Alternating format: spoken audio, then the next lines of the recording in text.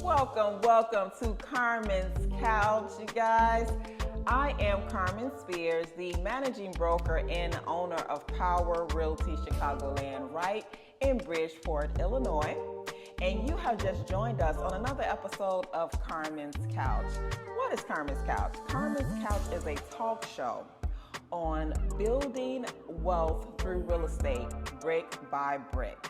And on this episode, I have one of my VIP clients, one of our very special clients, Miss Betty Welch Luna. Welcome, Miss Betty. Welcome to the couch. Thank you for having me. You're welcome. Thank you for coming. You're welcome. I know you came afar. You're way in Crown Point, Indiana, so I sincerely appreciate you coming and sitting down on the couch with me. So when I reached out to you, now you and I, we've closed several transactions together, right? Mm-hmm. And just to get started, give us a background of you and how you got started into flipping. Now, Miss Betty Luna-Welch, she is a real estate investor. Okay, she does fix and flips. Yeah. Right? How did you get started in the business? It was surely by accident, really. Mm-hmm.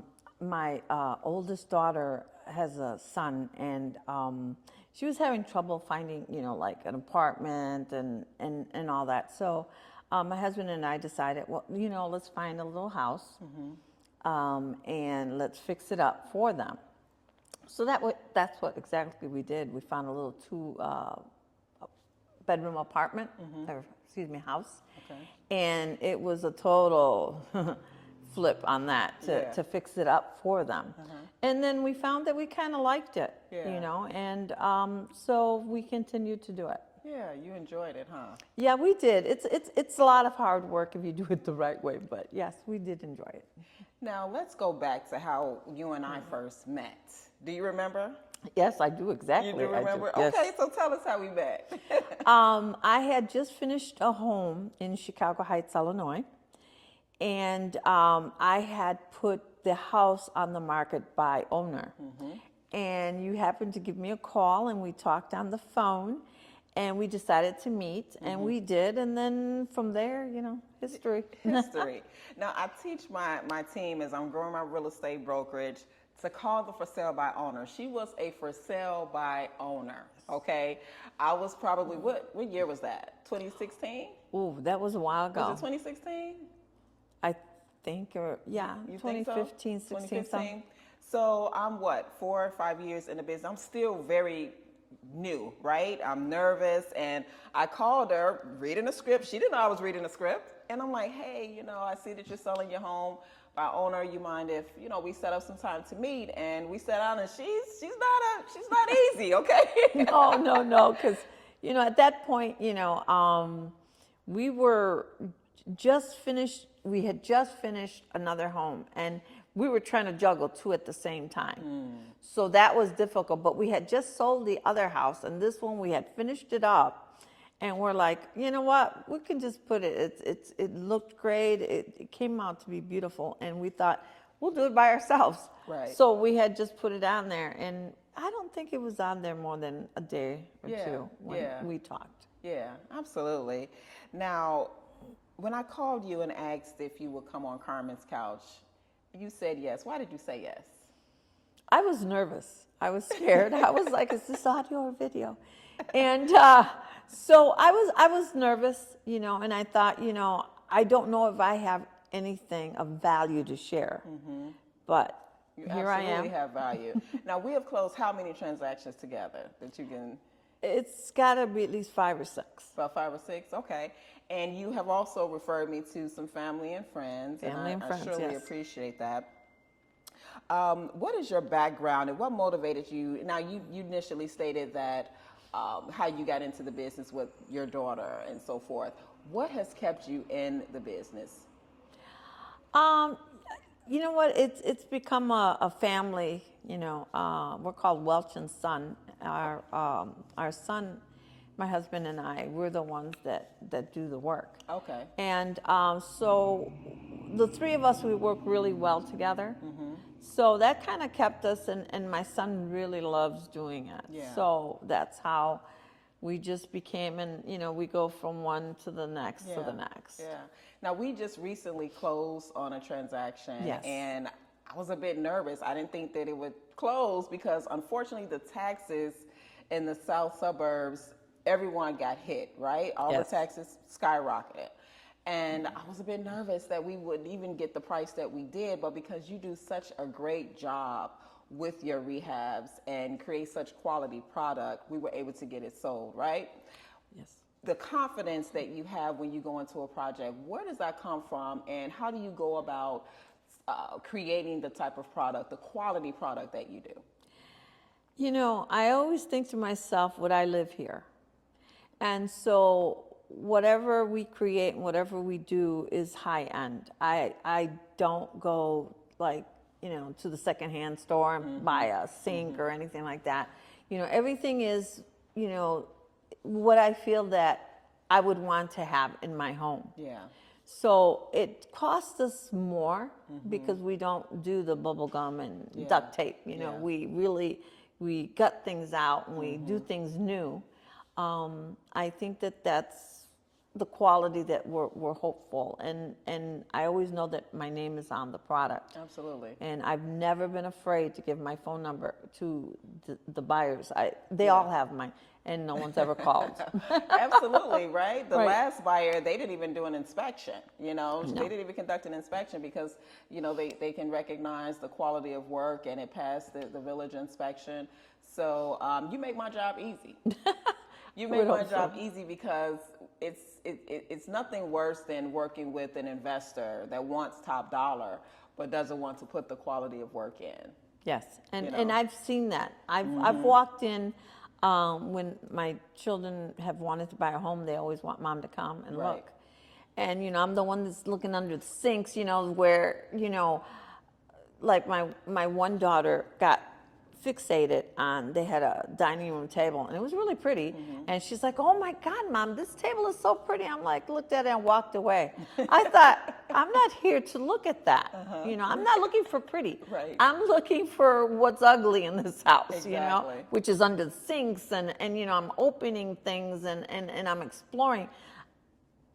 The furniture goes with Exactly. the sellers. So it's not, Right. I don't look at the pretty. I'm looking for ugly things. But you recognize that buyers look at the pretty, right? Oh yes, definitely, definitely. And that's one of the things I always say, when you open the front door, you have to catch them right there.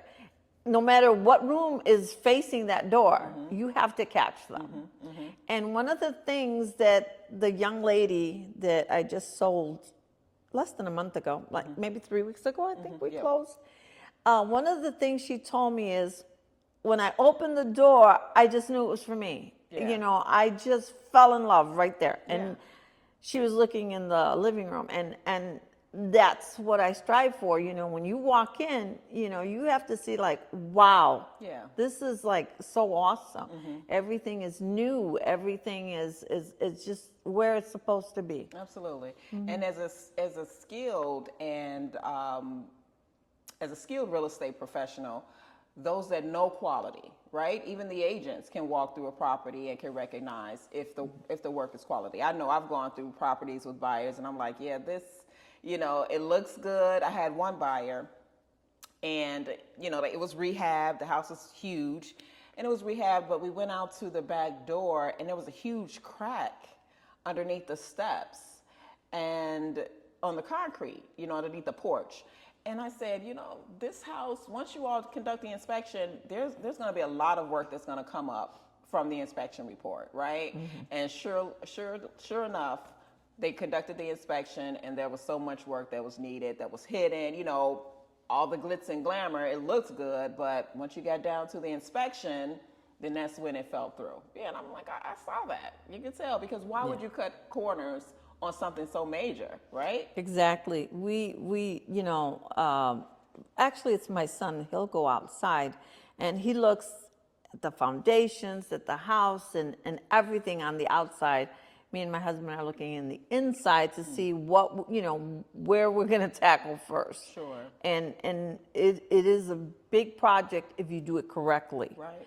Because you can just slap a sink in it, and a new sink and be done with it. But if the plumbing is bad, it's bad. Right. So, a lot of times we got to take it apart and put it back together and then put some, new Right. fixture in. And that's what we do.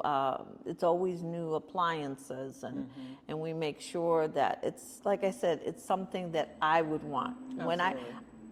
I always say I could live in any of those houses because I've created it, and we have this funny little saying that I don't know if I should say, but we have a funny little saying that I'm selling this house to a woman because it's really the woman that really, I mean, if a woman is in love with a house, her husband is going to buy that house for her. Absolutely. So I don't worry about, the man caves and putting tools here and there. I'm looking for, quality, like making it easy in the kitchen, making these beautiful bathrooms, and, so there is no work. And they see it as like, oh my God, it's turnkey. I walk in and everything is just perfect, and men are mostly, for Yeah. garage, maybe the basement sometimes, but Give them one closet. right. So a lot of times my son and I may clash heads because he'll say, this would be cool right here. And I'm like, no. Because I'm thinking, oh, I would not want that there. Yeah. So I always say, no, I'm selling this house to a woman. Yeah. And really, Yeah. the ladies are really happy with what they see, and everything is quality. Absolutely, because majority of women are home buyers that purchase residential, unfortunately. But you do have some couples that purchase, obviously, we know that. But so how do you assess entering into a rehab project? So when you see a property and it needs work, how do you go in and assess what's needed? As you stated, you and your son will go out and look at the outside, but how do you determine if it's a good quality rehab to an investment? Really, we try to look at the foundation first. The foundation. Because the foundation of anything is the most important. If we see that it's sloped or if it needs major, work on the foundation itself, it's not a project for us because, it just, the foundation, Yeah. it has to be sturdy, it has to be good. Having to, say, put siding on something or paint something or Right. change, items inside the house is one thing, but the foundation holds the house up. Yeah. So to me, the most important is the foundation. Yeah, absolutely. And you all have a great eye to know exactly what projects to take on. Are you guys working on anything right now? No, we have not. We're taking a small break. Like I said, we just sold the last one about 3 weeks ago. Now, take us back to your very first project. Is that the one that was with your daughter? Yes. Is there anything that you would have changed about that process? No.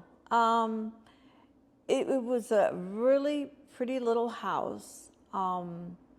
And, we had to really, it didn't have a basement. The furnace was in the attic, which was one of these slopey attics. So it was really like laying down, but it didn't work. So we found that to be like, oh my God, what are we going to do? So we wound up having to bring that, or not that furnace, because we just left it there because it was no good.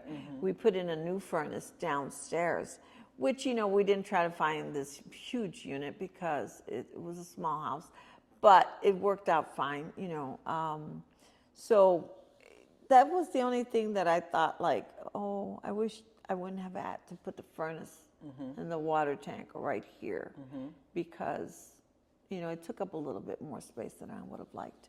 Now, do you find that it's more important to focus on one area versus an investor that might want to invest in multiple locations? Do you think that it's more beneficial and more of a financial strategy to focus in on one location when you're considering investing? You know what, it's funny because I mentioned when I met you, we were trying to juggle too, and there's only the three of us.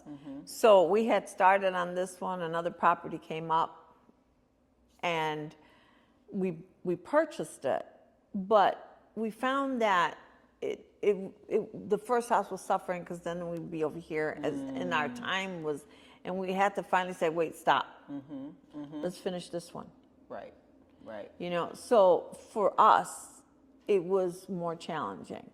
So we really, at this point, we do one at a time. One at a time. Yeah. Yeah, and have our complete focus on it, Yeah. and what needs to be done, and Yeah. Yeah. And I think that's a good strategy to have, because you can have an investor that have multiple properties and they're trying to juggle one over here and one over there. You can't give your full attention and detail to one project, Yes. right? And send your entire team to focus in on that one location. So you think it's best to just focus in on one at a time if you have a team. Yeah, if you know, if there were more of us, that would have been fine. You know, Yeah. you can send 3 or 4 here and 3 or 4 here, but there's only the 3 of us. So the 3 of you conduct everything: the plumbing, electrical, Yes. everything. And your husband is licensed. Yes. Okay. So, Okay. but you know, my husband does plumbing and electrical. Okay. And my son does plumbing and electrical. Okay. So between the 2 of them, we handle, you know, like 99%. Sometimes there's a project that we may not want to do or don't have time to do it. So we have a handyman. Okay. And I may call him and say, hey, you know, I have a leak. Can you patch that part of the roof? Because maybe I don't want my son or my husband on the roof. So I get my handyman, you know, and he does this all the time. So he'll come in and he'll do that. But, you know. Now, how long does it typically take from the time you close on a property to the time it's ready to hit the market? Because it took you guys some time last time, because I know that there was some other things that came took up. us on this one. It took us 8 months, and Wow. and the reason it took it, well, I got sick. I got COVID once. My son got COVID once, and then I was hospitalized. You know, so there was some time that was taken out. Yeah. So, but typically we like to try to do it because there is only the 3 of us, and we do tear the houses apart. We don't just slap paint on it and forget it. No, you know, we're changing, you know, putting in new lights that, you know, are more modern and nicer, and we're changing all the electrical sockets, and we're doing, you know, we're trying to make an old house kind of new. Yeah. So when you walk in, you have no cares. You know, you're not going to worry about this going out or that going out or anything. Like I say, I try to envision myself living there, and I would not want to have problems, you know, 2, 3 weeks, months down the line. So we try to make an old house new. And you take your time. So Yes. so this time it took 8 months. Let's say typically, if all is well, you know, because this is full time for you now. You retired, correct? Yes, I did retire. Okay. So now your son and your husband, they have other jobs, right? They work, They yes. work. Okay. So typically, how long would it take on a project? If all is well, everyone is in good health, how long would it normally take you? It depends on the project. Okay. Because sometimes, you know, you walk in and you see things and you're like, okay, you know, this is just, you know, let's tear this out and put in new. But then once you tear it out, you see all what's underneath Behind that. it, yeah. You know, and that was one of the things that we incurred on the last one, you know, because we're like, oh, let's take this tub out and, you know, we're going to put a whirlpool tub in there and we're going to this and that. But when we took it out, and I think the house had been abandoned for over a year or so. Yeah. And so when we took it out, we realized that the plumbing underneath the ground was broken. Wow. So we had to literally like break up the cement floor to get to it. And then it's finding out where the breakage is and having to repair it. And that took a couple weeks just for that project itself. And then finding every, you know, piece that you need. And so it depends, you know, sometimes, you know, if it's just, you know, like, you know, oh, we're just going to tear all these things out and we're going to da-da-da. You know, it might take us 5 to 6 months. And again, they do have jobs. So Yeah. it's not, for them, it's not a 24/7. Sure. So it might be a couple hours after work for them, Mm-hmm. and then it's the weekends. So it may take us, 6, 7 months sometimes, depending on the project. Sometimes they can be fast and easy. Yeah. Maybe 4.5 months. And some of it, I think the longest house that it took us was like a year. Now, how do you assess? So when you go into a project, do you say, okay, we're going to focus on plumbing first, we're going to focus on electrical, or you just start gutting everything out and then go in and strategize and determine what area you're going to focus Well, on? when we go in there, the first thing we do, we start taking notes. Okay. Like, okay, what's going to be the longest? What's going to take the longest? What's, who can do this project, or if you need 2 people for that project. If a project needs both of them to do it, then it takes away from other projects. Okay. Because I'm not the plumber, I'm not the electrician. I do most of the fixing up, I might plaster, Property sand. manager. I paint. I do the more, and of course, I'm the purchaser, and so I go Yeah. and I'm the gopher because I need this, it broke, or I Yeah. need this, and so I'm Yeah. also the gopher. So I mean, if this one can be here and this one can be here, and I'm over here, it's faster. But sometimes it takes the 2 of them for a specific project. Right. And then that makes it take longer, I try to focus, for me, I get into the bedroom because it's easier for me. I wash down the walls, and then I start looking at the, the electricals, and I'm like, and I can change those, I change them out. I do the painting. I don't do the lightings, they do that. And, if some closets don't have regular doors, they might have by doors. I don't do by doors. If it's a regular door, I can clean it, I can paint it, I can do, so my focus is usually in the bedrooms because Okay. I can do more there. Unless there's a big project there. And so they're tearing, they're taking cupboards out because, it's always new cabinets and new counters, get some granite or marble, depending on what we find that fits and that we think is going to go good with the new cabinets, and so, they're usually tearing down. I think that this last house that we had, like I said, the bathroom was a really big project. Yeah. Because of the broken plumbing. And then there was some issues just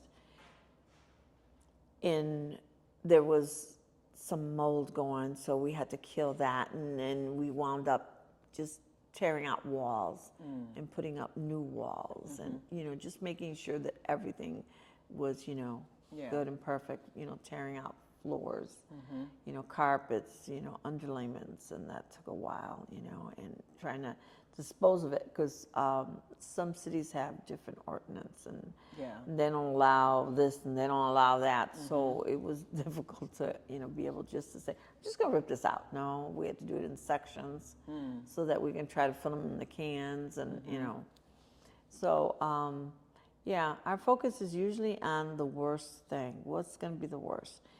And there it was the bathroom. So, and they were in there a couple weeks just with the plumbing issues in there and fixing it and doing it new. Wow. So that took a minute. How does it feel taking an ugly duckling, an ugly house? I mean, something that's pretty much falling apart and making it completely beautiful. How does that feel at the end? It's awesome. And you know what? I always say that because sometimes people want to, oh, I want to see the property you bought. And I said, no. I go, you know what? You can't unsee what you've seen. And once you see that, you're going to be like, oh my God, But afterwards done, you're welcome to come. And then they see it like, Right. wow, this is, because you can't unsee what you've seen sometimes, So it's better not, you want them to see something nice. Absolutely. And so, we do take before and after pictures. Yeah. So if they want to see what it looked like, really. Yeah. And they're like, oh my God, this is the same house?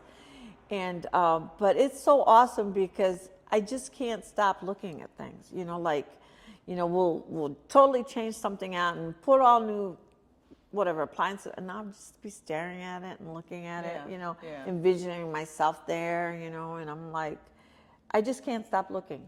Even when it's on the website, up for sale, I'll be just looking at 2-3 times a day. Yes. I'm so bad at it because it's just like, I can't believe this is the same house. And I'd just be looking at it like, wow. But you did that, yeah. right? You and your team and your family put that together, put that project together. You take such pride in your work. And I know now that it's because you like to put and create what you would like to live in and what makes you feel good, right? So we could walk away from that and say, we put our best into this, and we should be happy, right? Yes, I cannot put something that I know is not good and it will only last a couple years. I'm putting in new things and good things and great things, and I can envision myself living there because I know that I would have no problems whatsoever and I would just be happy there. Yeah. I'm not just throwing this and that and mismatching everything, and because I have this thing, and I tell my husband and my son, if they do something, and I walk past and I'm like, oh my God. And they're like, what? I go, my eyes hurt right now. And they're like, what? They know already they did something wrong, and I just don't like it. And they know they're going to have to change it. Yeah. So, no, it just has to feel right. It has to look good. And the quality has to be there. Absolutely. So, yeah. Absolutely. Do you know any other investors? Do you have any other partners or friends? Now, let me ask you this question. Is there a reason why you have not added any more partners to your team, meaning service providers, let's say, a drywall person? I know you all can do everything together, but is there a reason why, it's important to keep it within just you and your family?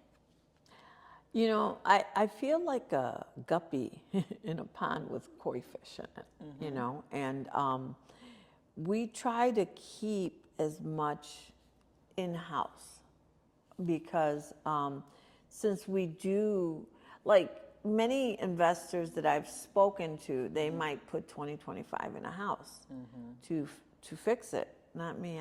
I'm in the 40s and 50s because of what we do. And being in the 40s and 50s, we really can't afford to hire out. Now, if we need help with something, yes, I do have my handyman that I call.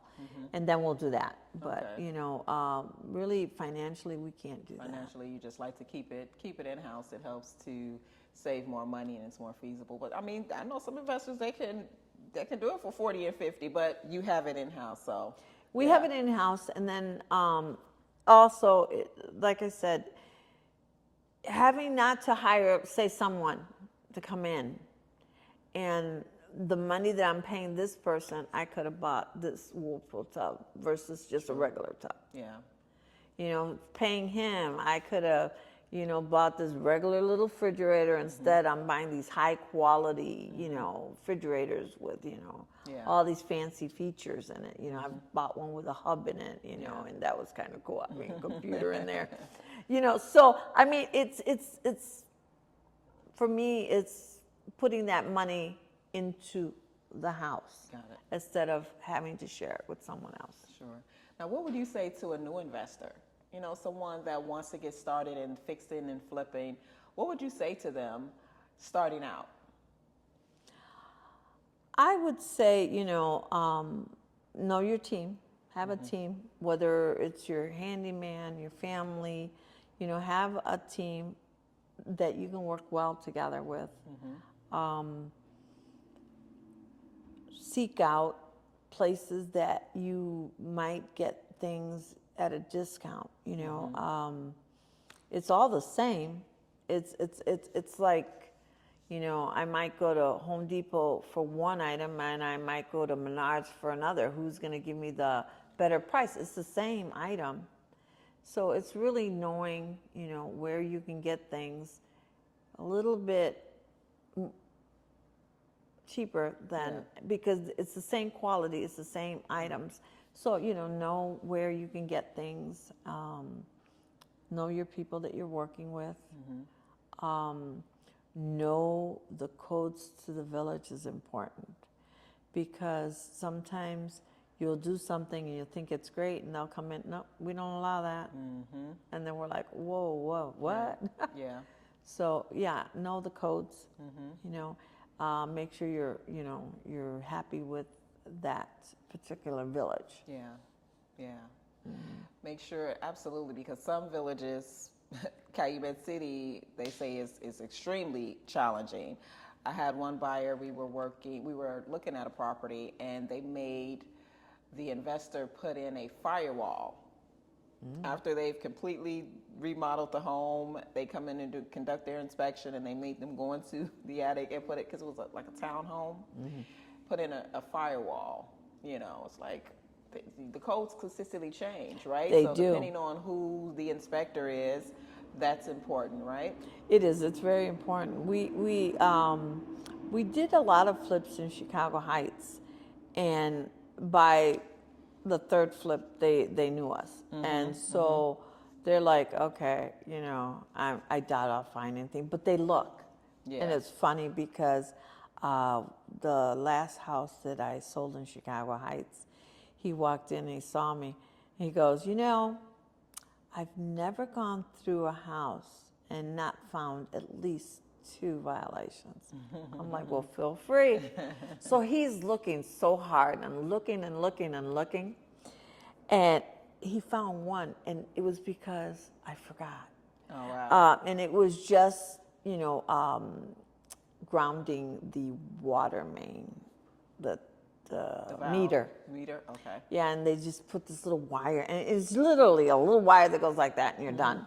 But I guess in everything we were doing, I forgot that. And he goes, oh, I found one. And he was so happy to find one. Right. You know, and I was like, oh, man, I want it to be that 0, you know. Absolutely. And, but you get to know them if you're in a certain town enough. And so then you know the codes. This last house, I was in a new village, didn't know the codes very well. Yeah. So even though he came through the house, I found it kind of strange that it was on the day that my son was going to come and cut the grass. And we had talked in the morning. He goes, yeah, I'm going to come back. And it wasn't really long, but, you know, just to put something on paper, yeah, you need to cut the grass. I'm like, he's coming today. I just spoke to him, you know, this is planned, you know, but they, you know, they try to, you know, kind of get you in these little things, and I'm looking at them like, seriously. Right. You know, and there are some places, like I said, you know, they try to. And I would say that's one reason why it's important to focus in on one area, because then you get to know the inspectors, you get to know the codes, you get to know what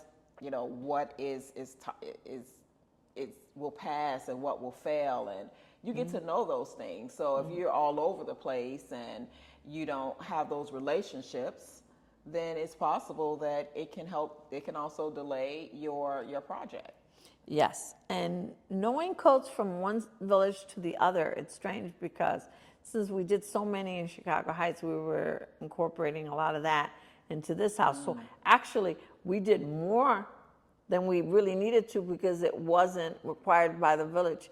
Do I regret it? No. Right. Yeah, we put more money into, you know, let's say putting in more monoxide detectors or more, you know, or putting an automatic shut on the garage door if it's attached, you know. But who knew? But it got done, and it was done correctly because, you know, sometimes we merge those, you know, things together, you know. And no, absolutely. Now let me ask you, what do you have going on now? I know you're retired, and what else do you have going on? You traveling? What else? Well, actually, we do have a vacation set for the end of the month. Nice. Yes. Where are you guys going? We're going to Puerto Rico for a Awesome. week. So, sit at the beach, you know, visit some family. Yeah. No, you do an amazing job, and I really do appreciate you allowing me to be a part of your team for so many opportunities.